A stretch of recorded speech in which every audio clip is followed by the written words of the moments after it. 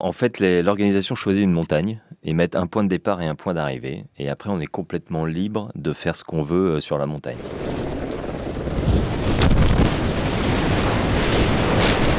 Par contre, on n'a pas le droit d'aller skier sur la montagne. Donc on repère aux jumelles d'en bas et on dessine entre guillemets notre ligne et c'est... On se bat Votre vraiment trace, contre... ce que tu appelles la ligne, c'est votre tracé. Voilà, exactement. La trace que je vais faire, le chemin que je vais emprunter.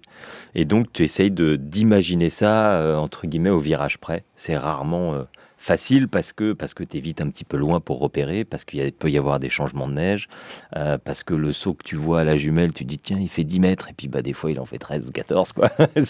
Il peut y avoir des surprises. Et l'atterrissage, c'est un peu plus loin que prévu. Voilà, exactement. Donc, tout est détaillé vraiment au millimètre pour être sûr de soi. Et pour la petite histoire, en 2011, je partais avant-dernier, donc c'est pour ça que je sais quand je suis en tête que je suis champion du monde, parce que celui qui restait à passer ne pouvait pas me sortir du titre.